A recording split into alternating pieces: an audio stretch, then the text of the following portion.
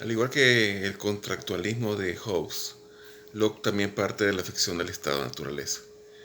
Al contrario que ocurre con el caso de Hobbes, que para él el estado de naturaleza es un estado negativo donde la naturaleza humana, que es egoísta, propende a que todos se ataquen por competir por los mejores bienes.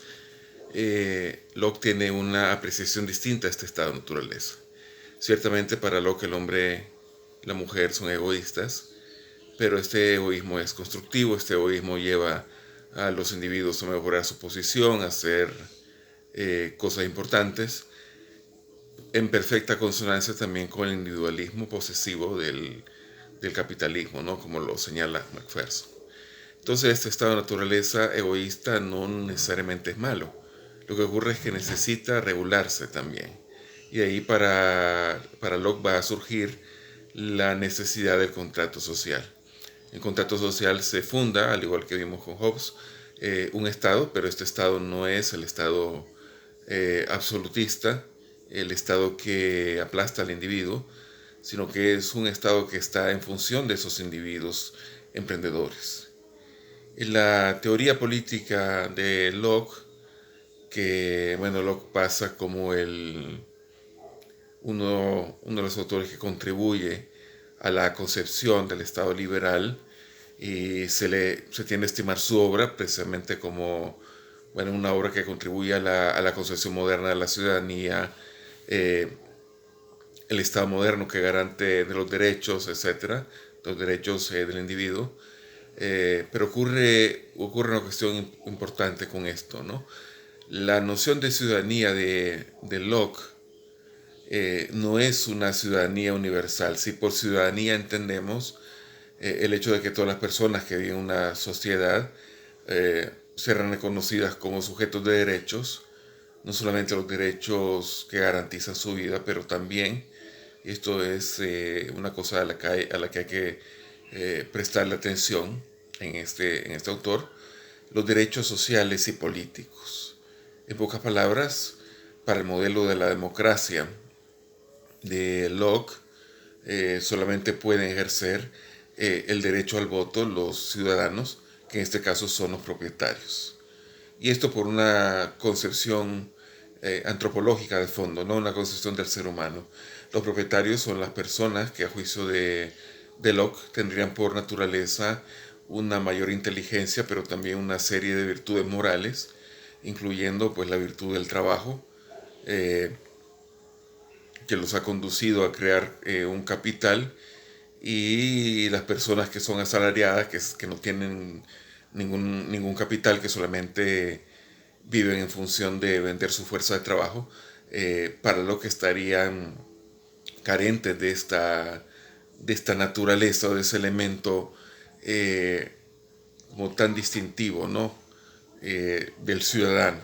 Y por lo tanto no se le podría dejar en sus manos el derecho de elegir autoridades, porque desde la perspectiva de Locke no estarían capacitados para ello. Esto puede parecer bastante monstruoso, pero recordemos que durante un gran tiempo el derecho al voto estaba supeditado al patrimonio, al hecho de poseer patrimonio. Además también estaba supeditado al género, ¿no? En nuestro país, El Salvador, las mujeres pudieron votar hasta 1950, ¿no? Entonces no se les concedía derechos sociales, derechos ciudadanos. Podríamos decir quizás que esta situación que plantea Locke ya estaría superada, ¿no? Ya se reconoce el sufragio universal, independientemente de que uno posea patrimonio o no, que sea o no dueño de medio de producción, pero existe algo que en la práctica veda a muchas personas a ejercer los derechos sociales, a los derechos ciudadanos, ¿no? Los derechos políticos, y justamente tiene que ver, creería yo, con la ideología neoliberal, ¿no? En el sentido de que esta ideología va, va a inculcar el desprecio a la política, ¿verdad? El hecho de dedicarse a la política o bien es eh, simplemente un medio de enriquecimiento ilícito, o sería una pérdida del tiempo si uno piensa dedicarse a la política en función del bien común en vez de dedicarse a los negocios propios, ¿no? Entonces esto es muy particular de la ideología neoliberal y en cierta medida también aunado al fracaso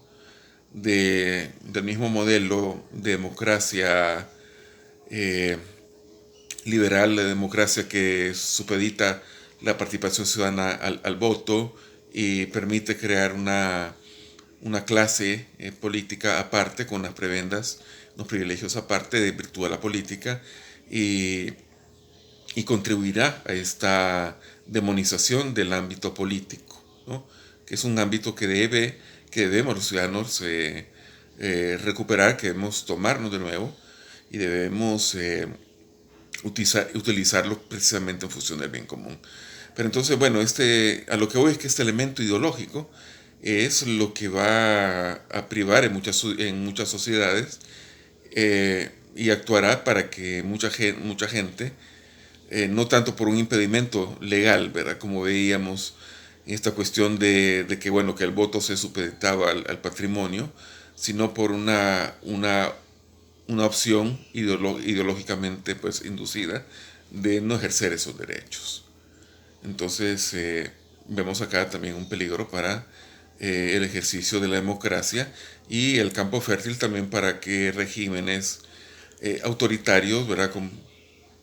Regímenes populistas de derecha, como está ocurriendo en muchos países de América Latina, eh, tomen como un bastión este desencanto, ¿verdad? Y se aprovechan también de este descrédito de la política para prometer cosas nuevas que realmente no lo son, ¿no? Solamente el viejo autoritarismo con otro rostro.